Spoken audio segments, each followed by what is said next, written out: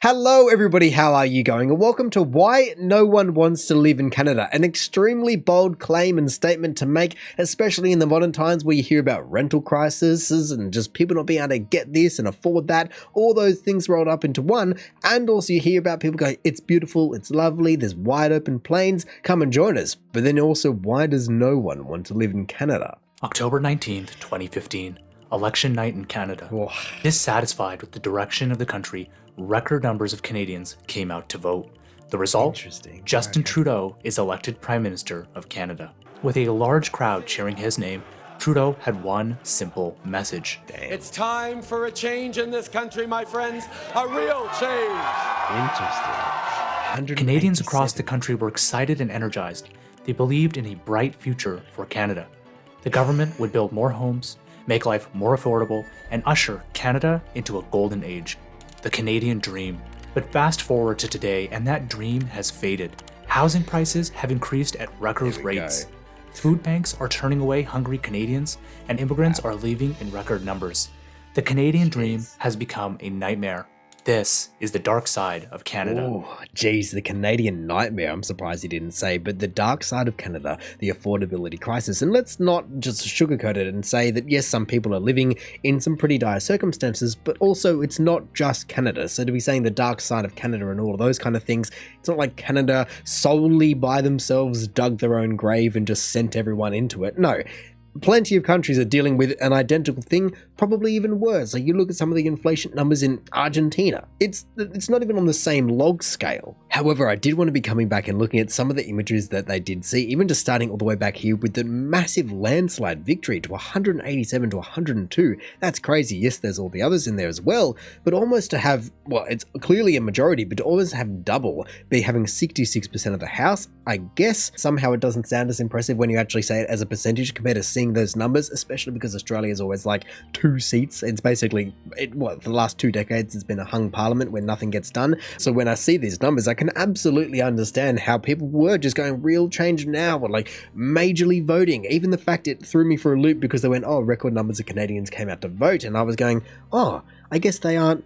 It's not mandated voting, which almost surprised me given so many other similarities in that system that Australia and the UK have with Canada. It was surprising, but then again, it is also North America, so I can't be too shocked, but it still is a major majority to have 190 to 100, and so I can understand how people were hoping that it would be this golden age for them, whatever that entails, whatever the golden age, whether it's self-driving cars, whether it's self-driving chickens, it doesn't matter. Whatever it may be, clearly people were there to get behind what was being promised. And that's always the thing about, do people then get a sour taste in their mouth because it's not promised, or does just the entire world shift? The dreams and goals and aspirations of the country need to shift with the times. And sometimes people aren't very good at making that change. They just want to go back to their good old days 15 years ago. But it's just, it can't, it's different. If you talk to real Canadians, more often than not, they will tell you how hopeless they feel about their future. Wow. They'll share how when growing up, they dreamed of a life raising a family in a comfortable home and in a safe neighborhood. But with home prices soaring, this dream has become a fantasy. To buy the average home in Canada, a family needs to earn $170,000 per year. And in Vancouver, that number jumps dramatically to $360,000 per year. Compare this to the median family income of $70,000, and it becomes clear that it is nearly impossible to buy a home in Canada. Wow. Before he just goes any further than that, 170 compared to 70 is already a big jump. But then you just look at Vancouver, and I'm sure plenty of the other major cities around it also going to be expensive. I mean, I have seen that Saskatchewan has some great deals. And so if you want to be moving to somewhere, I don't know if it can tick all the boxes, but you can get some pretty darn good house prices in Saskatchewan. And even PEI was strangely either one end or the other. But that, look, $100,000 under median. Is it median? Average? The same thing in this regard. Canada. Most Canadians who don't own a home have given up and don't see it as remotely possible in their lifetime. The sad part about this? Canada's housing wasn't always this expensive. In fact, home ownership was possible for almost everyone. But in the last few decades, housing prices have increased so much faster than wages that it has forced citizens to abandon the hope of home ownership. Even if you can afford a home, you aren't getting very much. Take Vancouver, for example. The average home here is nearly $2 million, and it looks like this. Who wants to spend nearly $2 million on a small home like this when you can get a mansion in places like Austin for the same amount? Now, True. not everyone wants to buy a home, and many are perfectly fine renting. But renting is just as hard as buying a home. Due to years of underbuilding, NIMBYism, population growth, and government red tape, the supply of rental units is far outweighed by demand. Ugh. Across Canada, rental vacancy sits at an all-time low of 1.5%. This means people are fighting to find a place to live. Yeah, when you see all of these images here with people coming down the corridor and lining up out the front, it isn't once again a Canada sole issue. It's just not. It's happened in Australia forever. It's happened in the USA a little bit more. Like, I'm sure in LA and New York, it's just always been the case because these are high demand areas, and that just is what it is. High demand is high prices. There's only so much building you can ever do because people are, oh, well, I don't want to live in an apartment. I want to live in a house, but there's only so much ground space on the ground that you can even do that. However, I did love the comparison they made between spending $2 million on this or just moving down to Austin or anywhere else, maybe in Texas or other states as well, and just spending $2 million down there and what that would truly get you, because it's so much more accessible. Like, Australia doesn't really do it as much. You might move to, I don't know, another state, like if you're going from Sydney to Melbourne, Sydney to Brisbane, over even maybe to New Zealand, that could come with a bit of a lifestyle change as well, but realistically there's not much you can do to be moving away because you are waterlocked, where this, you've got all of North America, so if you do want to be moving into the country, it makes sense. It's getting to the point where you can choose to keep a roof over your head or you can choose to keep the lights on and eat, but you can't do both. The low levels of vacancy are leading to skyrocketing prices. Jesus. Landlords realize that renters have few options, and therefore they continue to raise rents to extract maximum value. Our landlord increased our rent by $7,000 per month. The outcome? Rent $7,000 a month. Wait, what? Our landlord increased our rent by $7,000 per month. the $7,000 a month. I would love to know what it was previously. Because if it's going from $107,000 to $114,000, that's the only way it even kind of remotely makes sense. But that's per month. I mean, the month thing always throws me out because Australia does it by weeks. But $7,000 a month, $1,750 a week more.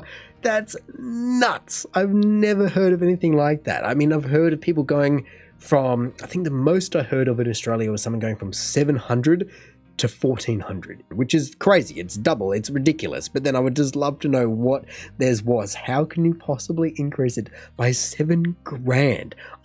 I've never even heard of rent that's that high. It can just be chucked around like that. Like, you have to be on some crazy money to be talking those figures and even be, what, in that place to begin with almost. The outcome? Rents continue to rise uncontrollably and will do so for years to come. For example, the average one-bedroom apartment in Toronto and Vancouver is nearly $3,000. After taxes and rent, Canadians barely have enough money to make ends meet.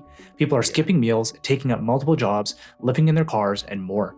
Debt has become an absolute necessity to make ends meet, and Canada now has the third highest household debt to GDP ratio on Earth. Oh, who's number one? Who's number two? I don't know, because Australia could be up there as well. I know there's a lot of people with a lot of debt in Australia just trying to keep up with the housing prices that are, I think, overall more aggressively skewed than in Canada. Either way, they're very, very on par overall, and it's very, very tough for a lot of people. But who is number one and who is number two, and why do they show the USA there? Hey, well, actually, I don't really know if I want to be excited about it, but I was correct. It goes Switzerland, then Australia, then Canada. So Australia does beat Canada by 7%, it looks like. It's crazy. Switzerland is up there as well, but Switzerland is a very rich country, but I guess that's GDP to debt ratio. So I don't know what's going on there. I haven't looked into Switzerland that much, but man, Australia doesn't hold back when it comes to real estate. That's our entire economy is built on mining, cafes, and real estate. That's it. We don't have anything else. We're the most simple, massive economy in the world. All of this is compounded by the inability of the government to help. In fact, many would argue that the government is making life much harder for Canadians. The problem with housing affordability is a combination of federal and local government policies and inaction. On a federal level, Prime Minister Justin Trudeau has overseen the largest increase in Canadian real estate prices in history. Much of this is due to his immigration policy. Since 2016, the government has admitted nearly 3 million immigrants into the country. Wow. That is a record and 40% higher per year in the last few decades. Wow, what was that? 3 million over the last 8 years since 2016. Yeah, that's about 10% over that time. I guess if you're going from about 32 to 38 in that time, I don't know what the numbers would be, but if you're having 3 million in immigration and then a bundle of just general population growth, it would be something like that. I mean, even here you can see it's 300,000, which would be 1%. But then again, you can clearly also see that as much as legislation can impact things, other worldwide events can also have a major impact on what needs to be changing. So it's governments dealing with the world that's being chucked at them. And of course, it's very easy to sit on the sideline and criticize anyone that just isn't doing what you think would be best. If I was running the joint, that's what I'd be doing, and you just put your foot down. But you can't do that. It's not a dictatorship, it's government. So that makes it difficult to start, and people also aren't you. So they may have different agendas. And as much as it might be really hurting the population right now, there's also just a bundle of economical models that if they stop doing one thing, it could hurt it even more. So you're just caught in a minefield of never being able to be perfect. And if I can find the clip that explains Australia's situation, I would love to see how similar it is to Canada's, because we don't have enough people, but we have too many people. That's the double situation we're caught in, the rock and a hard place. A housing price crisis is caused by policy that encourages property speculation and lacks lending from banks. But the rental crisis, and this is key, the rental crisis is being caused by a lack of supply. We don't have enough tradies to build enough housing to keep up with the demand of migration, thanks to the Liberals gutting TAFE over the past 10 years. But we also need to import these migrants to fill those skills that are now missing because the Liberals gutted TAFE over the last 10 years. You see the problem here? The stupidity of that vision. Truly unfathomable. To make matters worse, there are over 1 million foreign students in the country. By increasing the population so significantly in such a short period of time, the government has squeezed an already underbuilt housing market. It is simple economics. Increasing demand without increasing supply causes prices to go up. Furthermore, most immigrants are looking for entry-level homes and apartments, placing a disproportionate amount of pressure on average and young Canadians who are looking for a starter property. For example, many students at UBC can no longer find housing and now live in vans and parking lots to survive. I have to wait, I guess, more than a year to get a housing on campus in UBC. One student even flies from a different city because it's cheaper than rent. Yeah. I was wondering if they were going to mention that, because I remember seeing, hearing, reading, whatever, that article about this guy spends like $2,000, let's say. The number's redundant, but $2,000 flying back and forward instead of renting for $3,000. It's nuts. The fact that that's even viable is crazy. I mean, at least that's been, for better or worse, enabled through online learning measures, but either way, it shouldn't be necessary. That's just insane. Rooming houses are also commonplace across the country, where landlords squeeze 5 students into one bedroom to maximize profits. One bedroom? I don't know about that. I mean, there is some shady stuff that goes on when it comes to international students worldwide. It just is the fact, but I've never heard of it to that degree. I mean, there's plenty of share houses, plenty of people have self-administered share houses. That's just a thing that a lot of university students run on. That's the only way they get by. It's kind of part of the parcel because you're studying, you're working part-time, maybe not at all, as much as you can, wherever you're getting your money from. It is just the general gist of things. You only have so much time, but then there's a difference between that and people forcing people into bedrooms. Like, I would love to know how much they're charging. What, $2 a day or $2 an hour? There's probably like a double scam. Immigration isn't the only reason for rising prices, though, and it's easy for folks to point the finger. But Canada has underinvested in housing for decades. In fact, CIBC estimates that Canada needs 5 million more homes by 2030 to achieve affordability targets. Developers agree this is impossible. Of course, you can't flip the switch overnight to build homes, and in Canada, local governments have shown an unwillingness to invest in housing. For one, citizens who own homes are often against development, as it would lower the value of their properties. Permit approvals are hard to get, and NIMBYism challenges most large developments. Elected officials know this, and therefore don't push hard for housing to avoid losing an election. Oh, and isn't it also to do with the rates? Like, if the housing prices go down, then the percentage that the revenue is generated to councils, local governments and everything also goes down. So then are they trying to take a hit? But then I guess surely that would be offset by having more properties. If you go, okay, we're going to have a 4% reduction in per capita, per house income, but then we're going to be having 20% more, then that's obviously going to be offsetting that. So I don't know how that really works. Obviously, from an individual's point of view going, I don't want my house price to go down, It's basically not. It just won't go through the roof.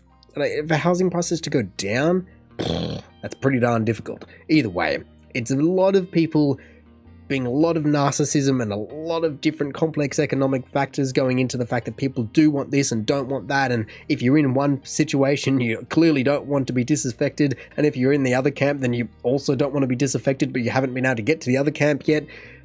It's disappointing. And it sounds like it's a very similar situation to what Australia is. Like I said, if I can find the clip, I will try and include it. Regardless, though, it's strangely comforting to hear in a sad way that Australia isn't the only place in the world that apparently is just incapable of planning for the future. Like, the governments are so busy covering history and dealing with the now that no one is ever able to just go, maybe in 5 years, 10 years, 20 years time, this is where we would like to be, and so these are the steps that we need to take to get there, instead of just trying to clean up the mess of the economy. And whether you're on the good side or the bad side or the bad side or the good side, it's always just wrong. It never feels like anything's really just like, wow, we can breathe now. Of course, some things might throw off targets and change things and make it more difficult to achieve, but if you planned correctly with buffers, it shouldn't be impossible. Look at some of the multi-billion, trillion-dollar companies in the world. They're not dealing with the day-to-day runnings of what they're planning to do tomorrow. They're like 10 years out, they've got plans out, and it feels like governments can't do that. Furthermore, each city and province levies a multitude of taxes that drive the cost and timeline for development. In some cities, this can add over 20% to the cost of a home, and this cost is directly passed on to consumers by developers. A part of the reason taxes and red tape continue to increase is the government is growing faster than the population.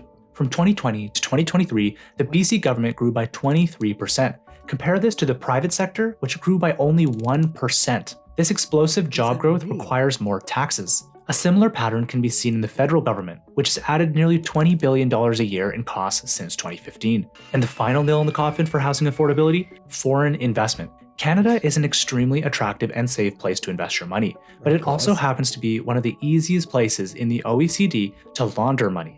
Another bombshell in the ongoing money laundering scandal in BC. A report commissioned by the government agreed and concluded that significant amounts of black market money was buying and selling properties in Canada, especially Vancouver and Toronto. Of course, because everyone just goes where they can make the most money. Like, it's just a worldwide thing. It's hardly groundbreaking news to hear that organized crime, funnily enough, is organized. They have some smart people running the joint, and they know where the money is, they know where to go, they know how to wangle the system, they know how to make 20 billion more extra dollars, whatever it was. There's plenty of things going on there that they can exploit one way or get another way.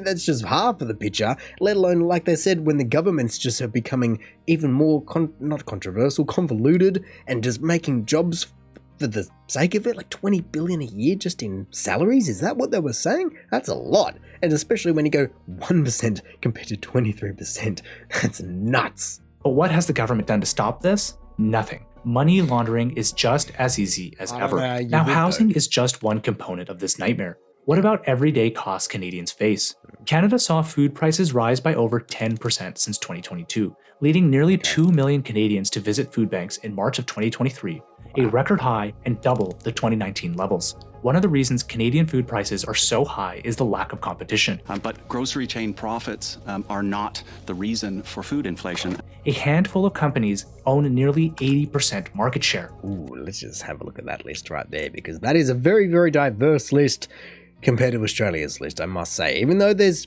a bundle, but even though there's only 3 on this list who were Loblaws, Sobeys and Metro, and that's still 50% more than Australia has. We have Woolies and Coles, and then I guess IGA is there as well, but they're kind of IGA. They're not really in with the big dogs, and that's where Colesworth have had a lot of scrutiny going on there, both legal and just population-wise. People are trying to just wean themselves off them just because, as much as prices do go up, like inflation is just a generic thing, okay, that's a thing. They did post some pretty decent profits. There's no denying that. It does, however, make me wonder, where is the majority of food coming from in Canada, as you have all of the Americas, so at least shipping-wise, even though shipping is generally the cheapest method of transport, either way, shipping-wise, there's less you have to do, where Australia, if we don't grow it, it's imported. It's as simple as that. So you'll see it made from 97% Australian ingredients in Australia, or on the other end, you'll made from 2% Australian ingredients in Taiwan. Whatever it may be, it is generally on the packaging. But where is it here? Because you have a lot of land and a lot of growing potential, but are they still importing from the USA perhaps, and from Mexico, and I don't know who else? Grocery chain profits are not the reason for food inflation. A handful of companies own nearly 80% market share. The government has historically done nothing to prevent food industry consolidation, which has led to a highly concentrated market that is able to extract maximum profits. The worst example of this is bread, which is dominated by only 2 players. Not only this, but the government has assisted in increasing food prices in Canada by protecting the poultry, egg, and dairy industries. This alone costs the average Canadian family nearly $450 per year. That could be the difference between making rent or not. The federal plan puts a price on pollution that brings down emissions, and it spurs innovation and the kind of investments in emissions reduction that we need, while at the same time putting more money in the pockets of Canadians. This story Oh, that was a hell of a segue right there. Like, we went from food to emissions, but okay. But also, why were they dumping milk? Or I know why they were dumping milk, but it's such a shame that we need to even go, why are you dumping the milk, or the avocados, or the bananas, or the grapes, or the nuts, or whatever it may be? And they're not even allowed to sell to other people. These farmers are then locked into major, just single tunnel vision contracts where it's like, yeah, well, we had a really good year, and we made 50% more than our quota, and 50% needs to get chucked out now because we can't sell it, because we don't need it, because Colesworth and all those 3 guys won't buy it. That's the devastating part, when the amount of food waste, both on people's end, from people, if they can afford food, buying it, but they're not using it because they don't have the skills, the time, the anything to be cooking it, so then it gets thrown out. That's devastating. But even before it even ever gets to the supermarket, the amount of food and produce that just gets thrown out. Oh man, the resources like the water and the nutrients that are used to make all of that, nuts. Like, what is it, like 30% of the world's food is thrown out? That's enough to feed the entire world and make it cheap. This story of government policies leading to higher prices is nothing new. For example, the government introduced a carbon tax which makes the cost of gas and heating more expensive than ever. Canadians spend more on gas than any other G7 country by a long shot. The carbon tax has been met with significant pushback from citizens and politicians. In fact, Liberal MPs have spoken out against the carbon tax as the number of complaints from constituents has risen dramatically. This came to a head in the Atlantic provinces when citizens could no longer bear the cost of the carbon tax given the use of expensive and very dirty fuel oil. The Liberal government conceded and dropped the tax in an effort to not lose support. Recently, the government has pushed the narrative that most citizens are better off in spite of carbon taxes due to rebates. However, the parliamentary budget officer clarified and said that citizens are worse off if you include the economic implications. There is so much going on here, especially because I don't have all the context. I mean, even the fact that I only learnt the other week that people pump fuel, if I can find it, yeah, here we go, just into their house for boilers. I mean, I never knew that was a thing, having fuel tanks at your house. It makes sense, I guess, if you need a fuel source, but I never knew about it. It's just so off the radar. I guess people were also talking about, was it purple gas? Purple gas is less taxed farm fuel? I think that's what it was. Feel free to fill me in and everything like that, because I'm sure I'll get it wrong, but it sounds like they were imposing more of a carbon tax to try and bring more money back into the government, so then they could divvy it up into other places, and whether it be environmental and just give it back to people, where it sounds like the costs were majorly passed on to the consumer in the end, which I guess like they already do tax fuel, but it just didn't work exactly as they were hoping. I mean, if nothing else, at least Canada has things like they tax their mining instead of subsidizing their mining. Like, that's the thing. Like, Australia, we can basically one-up you at any of these metrics. You want to go, yeah, we're well off, but yeah, we don't have taxing of the mining. They just make billions and trillions, and we go, here you go, here's 250 billion. Where Canada and Norway especially just rolling in it from their mining. But this isn't just limited to carbon taxes. Canadians experience higher prices across multiple industries because of the government. The most glaring example is telecommunications. Hey, here's a quick question. Are we paying too much for cell phone and internet bills here in Canada? Absolutely. The Canadian much? wireless market is the most expensive in the world, 7 times more expensive than Australia and 1,000 times more expensive than Finland. The craziest part Then Finland? How is Finland so cheap? I was going to be wondering because I had heard that, or I have seen people saying how expensive any kind of cell phone service is in Canada, and so I was wondering if it's caught up over the last few years because some of those videos were old, and so I was going, trying to just hold on to it, but I guess they will just need an asterisk next to Australia just beating Canada in all the bad metrics, and that is at least our cell phone isn't as expensive, it seems. Like 60 gigs won't be $4,000 like it is in Canada. The craziest part is that the 4th largest player, Shaw, was recently acquired by the largest player in the country, Rogers, and the government did nothing to stop it. In most countries, such a deal would most likely be stopped or delayed, but in Canada, major corporations have extreme influence and often get away with these anti-competitive transactions. Banking is similar. There is no competition nor options for consumers. To start up a bank is nearly impossible in Canada due to tight regulatory controls that favor large entities. This has led to Canadians paying some of the highest banking fees in the developed world. It is estimated that Canadians pay $250 more per year on banking fees than peers in the UK and Australia. Why? No competition. No competition? That sounds more like a legislation thing, considering I can't imagine that Canada is going to be having that many, or if any, less banks than Australia does. We have the big 4, and that's it. There's a smattering of little guys, but that's going to be, within reason, the same in all countries. But the USA has billions of banks in comparison to everyone else, or like the UK, Canada, and us, and so how does that possibly work? How do they have, they said, no, that was telecommunications. So how many big banks do you have? That's what I'm now curious about, because why are they just making spend $250 a year more in banking fees? Especially then when I hear about how far behind Canada, and by God, especially the USA, is just still using checks and all those kind of just ancient technologies compared to what we can truly do these days. You know, we're moving into digital markets, or we've well and truly moved into digital markets, but apparently not. Now, I could list a million more examples, but the conclusion is the same. Canada is extremely expensive. One way to counter this is to grow the economy and introduce high-paying jobs. However, Canada has struggled to do this. Since 2019, Canada has seen a decline in economic productivity, while the US has seen a 6% increase. This decline is partly responsible for stagnant wages in Canada and reduction in the quality of life. One of the drivers for this decline is lack of private sector investment. Canadian businesses are investing outside of Canada more than ever before. But why aren't companies investing in Canada? Simply put, they believe they can generate greater returns elsewhere, especially as they lose faith in the current Canadian regime, which is not seen as business-friendly. Another reason is lack of competition. Most major Canadian industries are controlled by a few key players. These players have no real incentive to invest, leading to reductions in productivity. The US has low levels of market concentration across industries, leading to constant reinvestment and innovation as companies continue to seek a competitive edge. And it just sounds like it's the same story in Canada and Australia, and I did love this. 90% of the banking industry is controlled by the big 5, and like I said, we have the big 4 and they have the big 5. It's just replace a number, change a number, put an asterisk next to it, but it's just the same sentences all world round, all year round as well. And look, as much as it may very well be fact that wages haven't grown as much as they need to, or even as much as the USA, for instance, on the other end of the spectrum, you can only really force investors to be investing in the companies to a certain degree. Like you can, like I said, subsidize certain companies and try and help them out, but realistically, when you compare even the companies that we are seeing right here, Alphabet, Microsoft, these big US companies that generate big returns, solid returns, even some of the Chinese companies, those two mega economies are mega for a reason. They spend money to make money, so to say.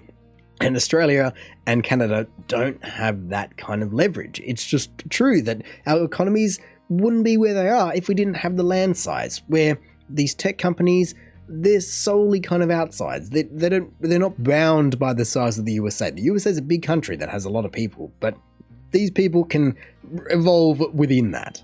Another reason is government intervention. For example, Canada has seen a major decline in investment in the energy sector due to federal prices that penalize the industry.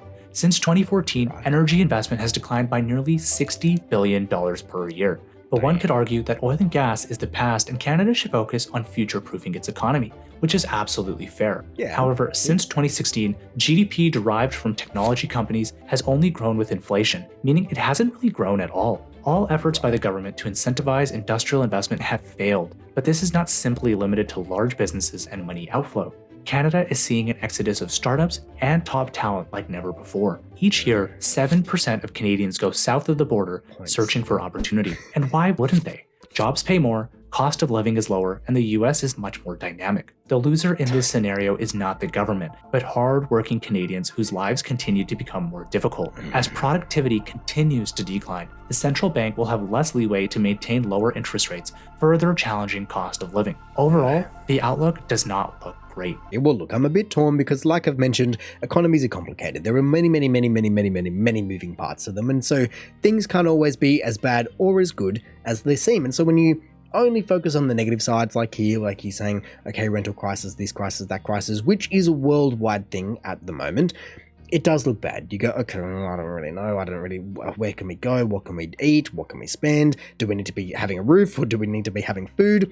That's not a question that anyone should be needing to ask themselves. Like, especially in a developed country, you would think that combined GDP and everything, people should be able to make a living wage. But then it very quickly descends into a more difficult conversation about human nature and selfishness and things like that, as no one wants to be the person to give it up. No one wants to be the person that moves out to Perth or Saskatchewan and maybe takes not even that much of a income hit, but just they're not living where they want to live. And so if everyone is living where they want to live, then people are going to have prime pieces of real estate, which even in this video was outlined as very simple economics where demand and supply is clearly not able to be met because not everyone can have everything. So it's a difficult thing where you're going, okay, we need people, we need construction, and we need people to be spreading out. But then if people do want to be majorly centralized in Toronto, Sydney, Vancouver, Melbourne, New York, LA, London, all these cities are struggling with a very similar thing. And so where does it stop? You know, governments can incentivize this and they can help people out. And yes, we're not always talking about the people that can afford not the $7,000 a month rental increase. But to what degree are all of those people also in the same bigger bubble when no one is willing to give up anything? So it just trickles down and all of a sudden, everyone's in one giant boat that's sinking. It really is a very difficult thing to bail out a ship that is broken in half. And it's also very easy just to point to the captain and say, why did you run us aground? Meanwhile, people were just rocking the boat backwards and forwards, just trying to make it turn a corner when it really shouldn't have. There was a course that maybe people were trying to stick to and maybe they weren't. And it's very complicated and there's no real fix to it that I can think of. These are just general comments, but man, people do want to live in Canada. There are plenty of beautiful places in Canada, so go and explore it. Put money into your own country. Even Rick said it. Rick, RMR Rick, went, go out and holiday in your own country. Stop spending money overseas, so to say. Do, but just also keep it in mind that, you know, help out the little guy. Help out people in your own town, your city, maybe in the energy sector, wherever it may be. Invest in yourself by investing in your country and maybe be a bit nicer to people. Don't just fight for all the rentals and fight for all the resources. Share the love.